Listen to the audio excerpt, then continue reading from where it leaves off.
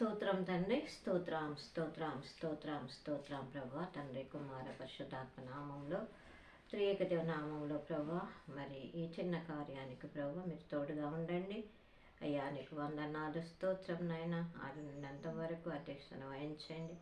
ఈ సమయం ఇచ్చినందుకు వందనాలు స్తోత్రం నాయన. కేవలము మిమ్మల్ని గణపరిచి తండ్రి, ఎవరైనా ఎక్కడైనా కృంగిన హృదయం ఉంటే వారు తెప్పరేలున్నట్లు మాత్రమే తండ్రి అయ్యా నీకు వందనాలు అయ్యా. నాకు ఇచ్చిన ప్రేరేపణను బట్టి ఇది చేస్తున్నాను నాయన.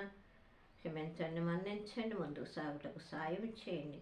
మీరే మహిమ ఘనత ప్రభావం తెచ్చుకోమని నజరేయుడైన యేసు నామములో నడుస్తున్నాము పరమ తండ్రి, ఆమేన్.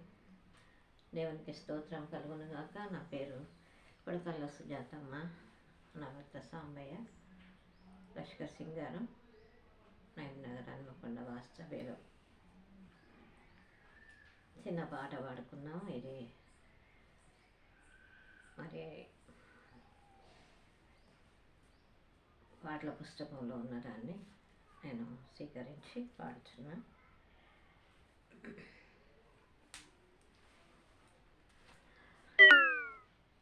ఎందుకో నన్నింతగా నీవు ప్రేమించితివో దేవా, అందుకో నా దీన స్తుతి పాత్ర. హల్లెలూయా యేసయ్యా, హల్లెలూయా యేసయ్యా,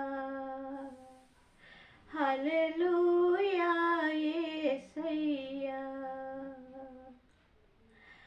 ఎందుకో నన్నింతగా నీవు ప్రేమించితివో దేవా, అందుకో నా దీన స్తుతి పాత్ర. హల్లెలూయా యేసయ్యా, హల్లెలూయా యేసయ్యా. నా పాపము బాప నరరూపివైనావు,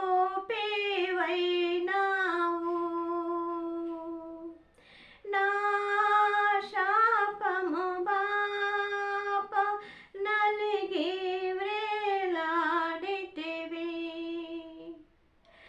నా పాపము బాప నరరూపివైనావు, నా శాపము బాప నలిగి వ్రేలాడితివి.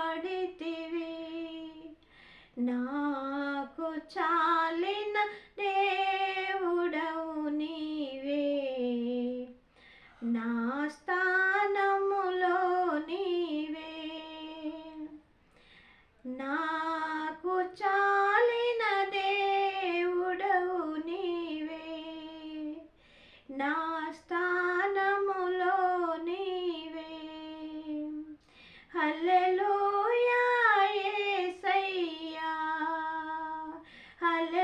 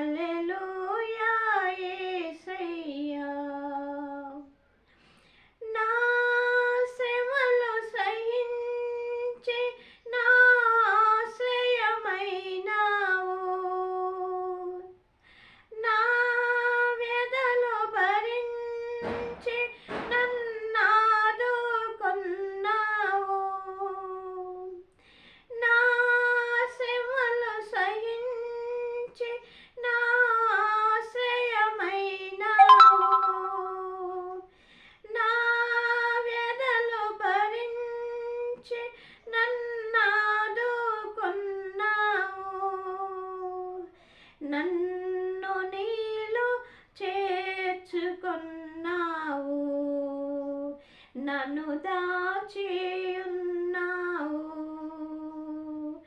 నన్ను నీలో చేర్చుకున్నావు,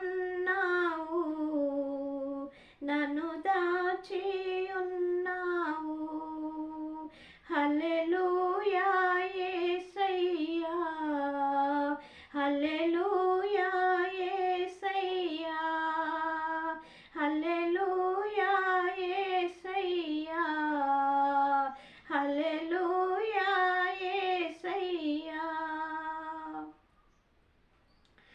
నీ సన్నిధి నాలో, నా సర్వస్వము నీలో, నీ సంపద నాలో, నా సంతోషము నీలో, నీ సన్నిధి నాలో, నా సర్వస్వము నీలో,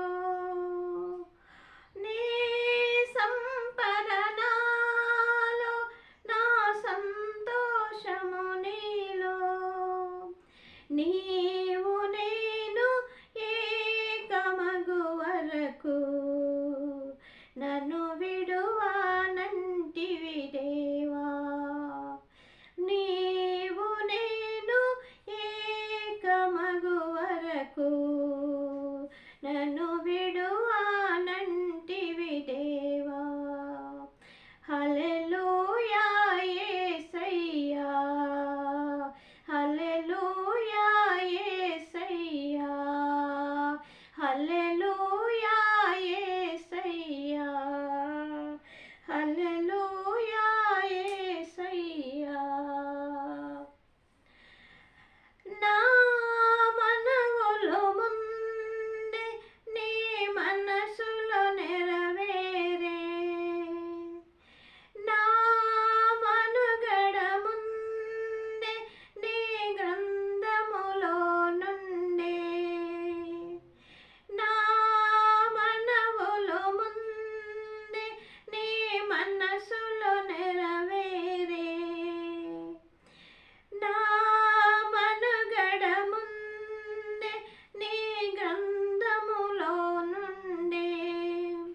ఏమి అద్భుత ప్రేమ సంకల్పం, నేనేమి చెల్లింతును, ఏమి అద్భుత ప్రేమ సంకల్పం, నేనేమి చెల్లింతును. హల్లెలూయా యేసయ్యా, హల్లెలూయా యేసయ్యా, హల్లెలూయా యేసయ్యా. ఎందుకో నన్నింతగా నీవు ప్రేమించితివో దేవా, అందుకో నా దీన స్తుతి పాత్ర. హల్లెలూయా యేసయ్యా, హల్లెలూయా యేసయ్యా, హల్లెలూయా యేసయ్యా. హల్లెలూయా. దేవునికి స్తోత్రం కలుగునుగాక. మరి దేవునికి స్తోత్రం. మరి ఇంత వాక్యం కూడా మనము చదువుకున్నాము.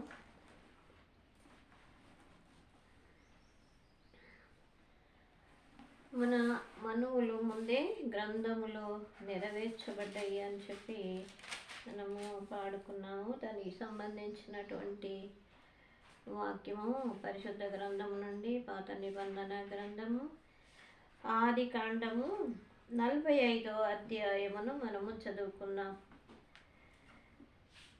అప్పుడు యోసేపు తన యొద్ద నిలిచిన వారందరి ఎదుట తన్ను తాను అణుచుకొనజాలక, నా యొద్ద నుండి ప్రతి మనుషుని వెలుపలికి పంపివేయుడని బిగ్గరగా చెప్పెను.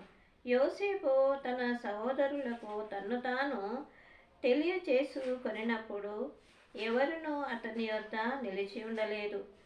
అతడు ఎలుగెత్తి ఏడవగా ఐగుప్తీయులు ఫరో ఇంటి ఫరో ఇంటి వారును వినిరి. అప్పుడు యోసేపు, నేను యోసేపును, నా తండ్రి ఇంకా బ్రతికి ఉన్నాడా అని అడిగినప్పుడు అతని సహోదరులు అతని సముఖమందు తొందరపడి అతనికి ఉత్తరము ఇయ్యలేక పోయిరి. అంతటా యోసేపు, నా దగ్గరకు రండని తన సహోదరులతో చెప్పినప్పుడు వారు అతని దగ్గరకు వచ్చిరి. అప్పుడతడు, ఐగుప్తునకు వెళ్ళునట్లు మీరు అమ్మివేసిన మీ సహోదరుడైన యోసేపును నేనే. అయినను నేనిక్కడికి వచ్చున్నట్లు మీరు నన్ను అమ్మివేసినందుకు దుఃఖపడకుడి. అది మీకు సంతాపము పుట్టింప నీయకుడి. ప్రాణరక్షణ కొరకు దేవుడు మీకు ముందుగా నన్ను పంపించెను. 2 సంవత్సరముల నుండి కరువు దేశములో నున్నది. సేద్యమైనను కోతయైనను లేని సంవత్సరములు ఇంకా 5 వచ్చును. మిమ్మును ఆశ్చర్యముగా రక్షించి దేశములో మిమ్మును శేషముగా నిలుపుటకును ప్రాణముతో కాపాడుటకును దేవుడు మీకు ముందుగా నన్ను పంపించెను. కాబట్టి దేవుడే కానీ మీరు నన్నిక్కడికి పంపలేదు. ఆయన నన్ను ఫరోకు తండ్రిగాను అతని ఇంటివారి కందరికి ప్రభువుగాను ఐగుప్త దేశమంతటి మీద ఏలికగాను నియమించెను.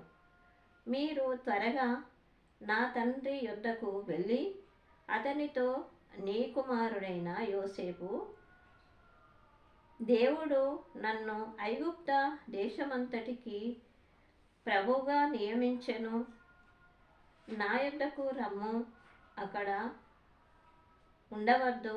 నీవు గోషాను దేశమందు నివసించెదవు. అప్పుడు నీవును నీ పిల్లలను, నీ పిల్లల పిల్లలను, నీ గొర్రెల మందలను, నీ పశువులను, నీకు కలిగినది యావత్తును నాకు సమీపముగా నుండును. ఇకను 5 కరువు సంవత్సరములు వచ్చును కనుక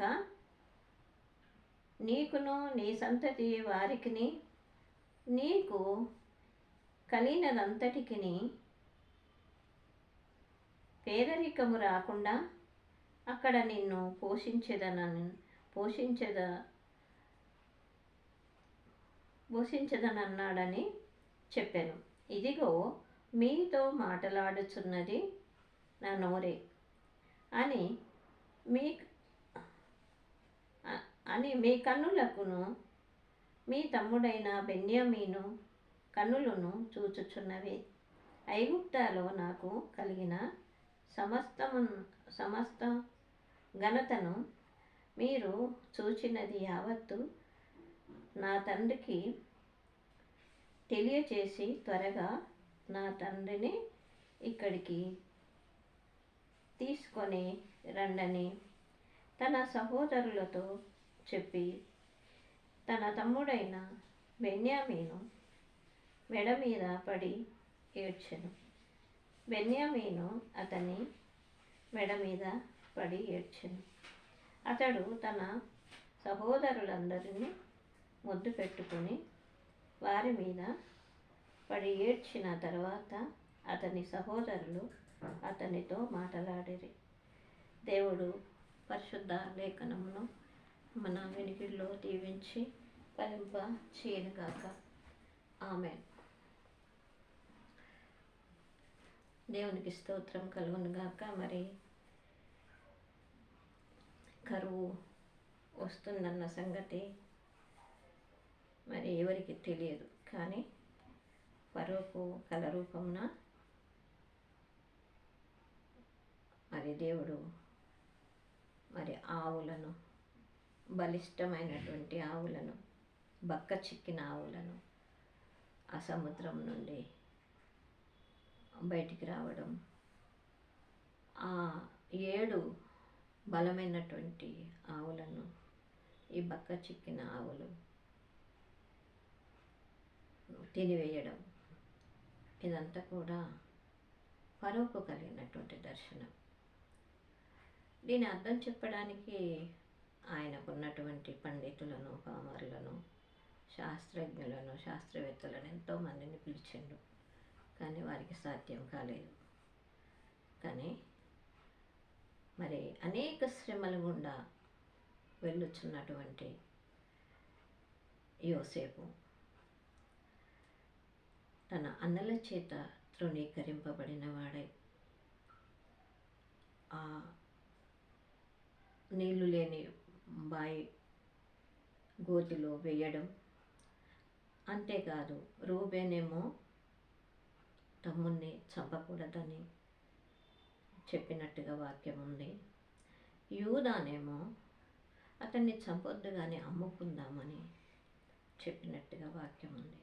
ఆ విధంగా మరి ఐగుప్తునికి అమ్మినట్టుగా మనకు వాక్యము సెలవిస్తూ ఉంది. ఆ రీతిగా ఐగుప్తుడు బాగు చేసి ఆయన గాయాలు కట్టి పోతీఫరుకు అమ్మినప్పుడు మరి యోసేపుకు దేవుడు తోడై ఉన్నందున మరి పోతీఫరు ఇల్లు ఆశీర్వదింపబడ్డది. ఆశీర్వాదకరంగా ఎక్కడ చూసినా ఆయన ఉద్యోగములే కావచ్చు, పంటలే కావచ్చు, మందలే కావచ్చు, అన్నీ ఆశీర్వాదకరంగా ఉన్నప్పుడు ఆయనకు మరి అధికారము ఇచ్చిండు. నా ఇంటి మీద నువ్వు అధికారం ఉండు యోసేపు అని చెప్పినప్పుడు మరి సాతాను భార్య రూపంలో శోధించడం పెట్టింది. ఆయన దేవుడు తోడై ఉండి ఆయన స్వారూప్యమును ఈ శ్రమల ద్వారా నడిచినప్పుడు ఏమైందంటే మరి దేవుని స్వారూప్యం అంటే దేవుని మనసు కలిగినటువంటి యోసేపు నేను ఇంత గొప్ప దుష్కార్యము, దేవునికి విరోధమైనటువంటి దుష్కార్యము నేను చేయలేను అని చెప్పి ఏం చేసిండు యోసేపు? తప్పించుకొని బయటికి వెళ్ళాడు. అది పోతీఫరు భార్య అతన్ని పడవేయాలని చూసింది, కానీ అతడు పడిపోకుండా ఏం చేసిండో మరి ఆయన తప్పించుకొని పాపం నుండి బయటికి పారిపోయాడు. ఎందుకంటే ఆయనలో జీవాత్మ ఉంది, ఆయనలో దేవుని ఆత్మ ఉంది, ఆయనలో శ్రమల గుండా వచ్చిండు కాబట్టి ఆయన పరచబడినటువంటి వాడు కనుక పరిశుద్ధాత్మ ఆయనలో పనిచేసిందనమాట. దేవునికి స్తోత్రం. ఎందుకంటే ఆ పరిశుద్ధాత్మ లేకపోతే, లేదా దేవుని స్వారూప్యం, దేవుని మనసు, దేవుని ఉన్నటువంటి నీతి నియమాలు ఆయన లేకపోతే ఆయన పడిపోయేటువంటి వాడు. ఎందుకంటే శ్రమలు ఏం చేస్తున్నాయంటే దేవునిలో నడిపిస్తాయి అన్నమాట. శ్రమలు దేవునిలో నడిపిస్తాయి. శ్రమలు దేవుని ఆత్మను వారిలో ఉంచి నడిపిస్తాయి అన్నమాట. దేవునికి స్తోత్రం. దేవుడు ఆ విధంగా ఏర్పాటు చేసుకుంటాడు. దేవునికి స్తోత్రం. కాబట్టి ఆ యొక్క శ్రమ నుండి తప్పించబడి ఎక్కడ పడ్డాడు? మరి ఆ యొక్క పాపం నుండి విడిపించబడి చెరసాల్లో పడ్డాడు. చెరసాల్లో కూడా ఆయనతో ఉన్నటువంటి అక్కడ కూడా ఆశీర్వాదకరంగా ఆయన జైలర్లందరూ అక్కడ చెరసాల్లో ఉన్న వారందరికీ కూడా వారి మీద అధికారము యోసేపుకి ఇచ్చాడు. అక్కడ కూడా ఆయన తలగా ఉంచబడ్డాడు దేవుని కృపచేత. కాబట్టి అక్కడ కూడా మరి ఆయన ఉన్నప్పుడు ఆయనతో కూడా గదిలో ఉన్నటువంటి తనకిచ్చినటువంటి స్థలంలో ఆ గదిలో ఉన్నప్పుడు ఇద్దరు కళలు కంటే ఇద్దరు కళలతో మరి సతమతం అవుతూ ఉన్నారు ఒక ఉదయకాలం. అయితే ఆ కళల భావము మరి యోసేపు చెప్పడం జరిగింది. యోసేపు చెప్పినప్పుడు ఆ కళల భావము చెప్పిన తర్వాత ఏ విధంగానైతే చెప్పిండో ఆ విధంగానే జరిగింది. దేవునికి స్తోత్రం. ఒక ఆయనకు చెప్పిండు. ఒక ఆయన కళ ఏంటిదంటే 3 మల్లె తీగలు మరి 3 పైకి వెళ్ళి అది చెట్టు విస్తరించి మల్లెపూలు పూసింది అని. రెండవది మరి గంప మీద గంప 3 గంపలు తల మీద పెట్టుకొని నేను వెళుతున్నా. మరి అందులో పలహారాలు ఉండే.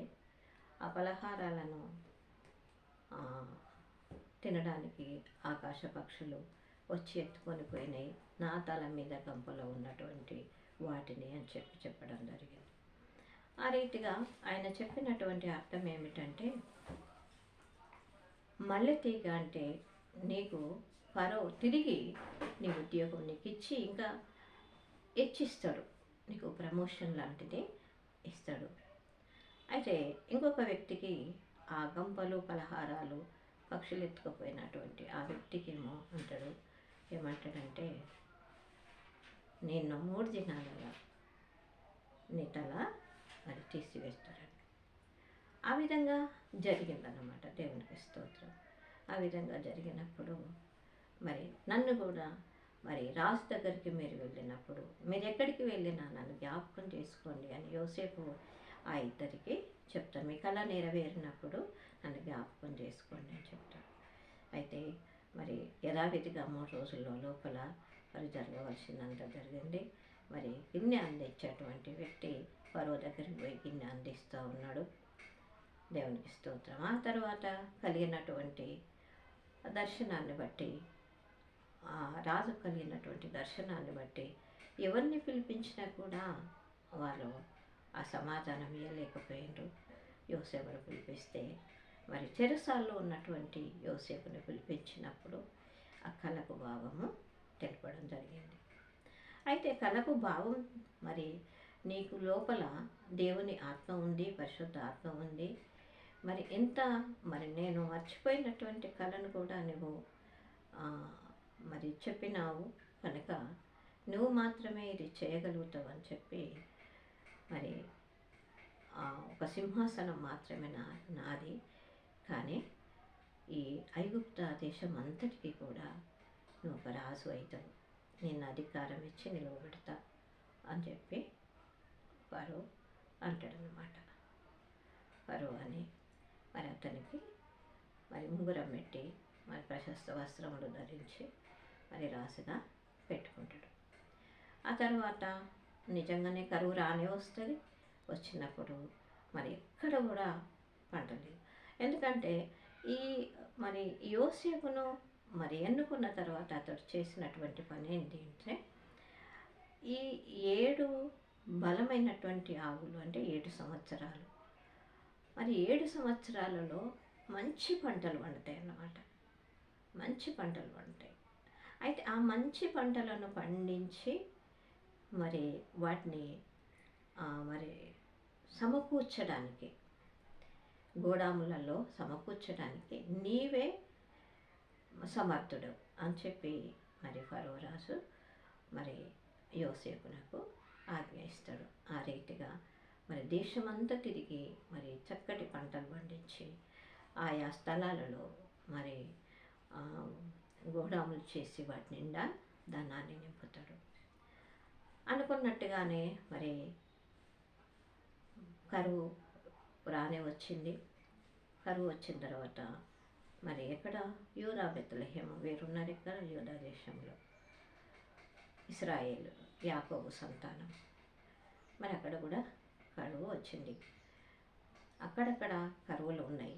అయితే ఐగుప్తులో మాత్రము మరి యోసేపు సమకూర్చినటువంటి ధనాన్ని మరి అక్కడున్నటువంటి ప్రజలందరూ తనకున్నటువంటి ధనాన్ని, రూకలనిచ్చి బంగారం వెండినిచ్చి వారు సేకరించి ఆహారాన్ని భుజిస్తూ ఉన్నారు. అయితే ఇంకా ఏ దేశంలో కూడా అట్టి నిల్వలు లేవు. కాబట్టి ఈ కనాను మన బెత్లెహేములు ఉన్నాయి, ఈ ఐగుప్తులో ఉన్నట్టు మనం యాకోబు సంతానము యూదా దేశంలో ఉన్నటువంటి మరి వారు ఎక్కడికి వచ్చిండ్రు, నా కుమారుడా ఐగుప్తులో ధాన్యం ఉన్నదట, మీరు కొనుక్కొని రండి అన్నప్పుడు మరి వారికి రూకలు ఇచ్చి, వాళ్ళకు సంచులు ఇచ్చి, వారికి గాడిదలు ఇచ్చి ఐగుప్తుకు పంపినప్పుడు ఆయన మొదటి రోజు గుర్తుపడతాడు. మరి బెన్యామీను రాలేదు. రాహేలు సంతానం ఇద్దరు బెన్యామీను రాలేదు, ఎందుకు రాలేదు, నీ తమ్ముడు అంటే వాళ్ళు ఎంతమంది అవన్నీ కూడా ఆరాధిస్తాడు. మరి రెండోసారి వచ్చినప్పుడు మరి షిమ్యోనును మరి అక్కడ ఉండడానికి బెన్యామీనును తీసుకొని వచ్చేంత వరకు ఇతన్ని నేను బంధిస్తానని చెప్పి అతన్ని బంధిస్తాడు. బెన్యామీను తన సొంత తమ్ముడని యోసేపు మాత్రమే తెలుసు. అప్పటి వరకు ఈ అన్నదమ్ములు మరి 10 మంది కూడా ఆయనను గుర్తుపట్టలేకపోయినారు. ఆ రీతిగా మరి రెండోసారి మూడోసారి వచ్చినప్పుడు మరి తమ్ముని కూడా తీసుకొని వస్తారు. తీసుకొని వచ్చినప్పుడు తమ్ముని చూసి ఏడుస్తాడు.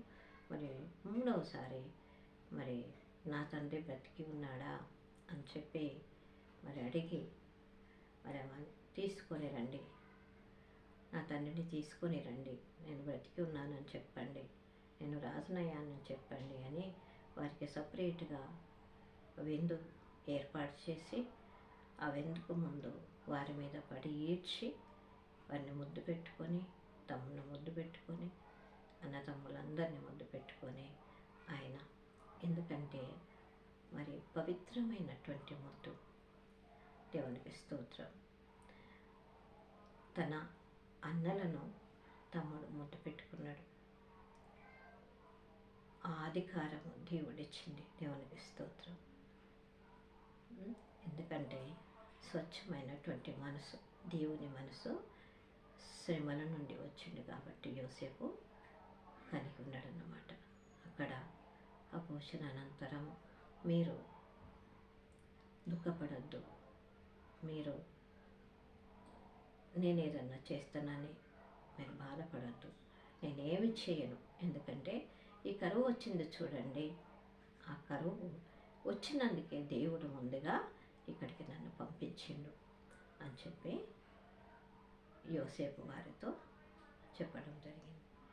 ఆ కరువు నిమిత్తమే ముందు ప్రణాళిక చొప్పున దేవుడు నన్ను ఇక్కడికి పంపించిండు, కాబట్టి మీరు దుఃఖపడని అవసరం లేదు అని మనందరం ఒకటే, ఒక తల్లి పిల్లలమని అని చెప్పి మరి ఆయన వారిని ఆదరించి మరి తండ్రిని తీసుకొని రావడానికి కూడా మరి బండ్లనిచ్చి మరి తండ్రిని సమస్తమును అక్కడ ఉన్న 70 మందిని కూడా ఐగుప్తులో గోషాను ప్రాంతంలో చేర్చి మరి చక్కటి జీవితాలు అనుభవిస్తారు. దేవుడికి స్తోత్రం. కాబట్టి అది దేవుని వలన కలిగినటువంటి ప్రేమ.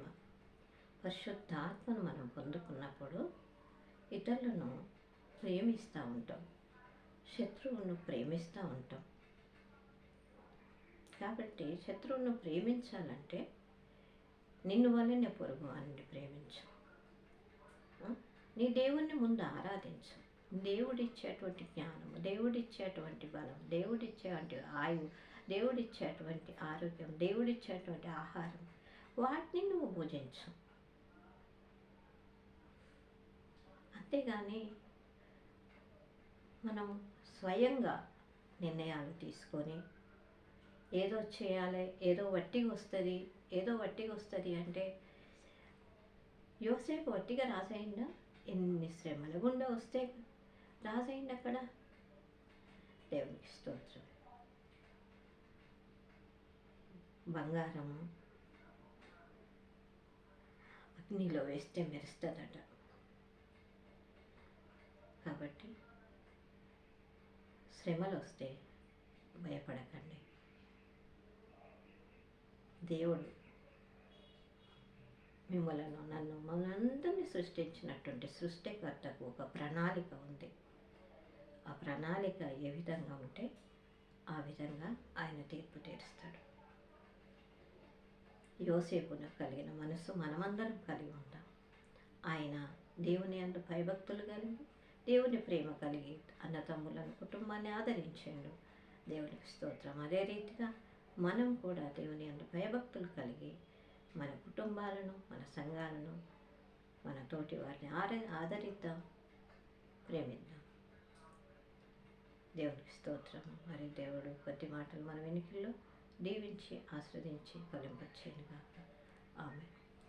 స్తోత్రం నాయన తండ్రి కుమార పరిశుద్ధాత్మ నామంలో త్రియేక నామంలో ప్రభా అయ్యా మరి ఈ సమయంలో తండ్రి ఈ చిన్న వాక్యము తండ్రి నీకు వందనాలు. చిన్న మాటలు కొద్ది మాటలు ప్రభా ఎవరైనా చదివుంటే తండ్రి వారి వెనుకల్లో తండ్రి అవి దీవించబడుటకు వారి హృదయంలో ఫలించుటకు సాయం చేయమని తండ్రి నీకు వందనాలు స్తోత్రం. ఇంకా ముందుకు నడుచుటకు సాయం చేయమని నన్ను మమ్మల్ని చేతులకు సమర్పించుకుంటూ అయ్యా నీకు వందనాలు. చూసిన వాళ్ళని విన్న వాళ్ళను దీవించి ఆశ్రయించమని సమస్తమేమ ఘనత ప్రభావాలు మీకు ఆరోపిస్తూ ఏసయ్య శక్తి కలిగిన నామంలో ఈ ప్రార్థన సమర్పించి వేడుకొని పొందుకుంటున్నాము పరమ తండ్రి. ఆమె ఆమె ఏసు రక్తమే చేయం సిల్వ రక్తమే చేయం ప్రభు యేసు నామమున సంపూర్ణ విజయం కలుగునుగా.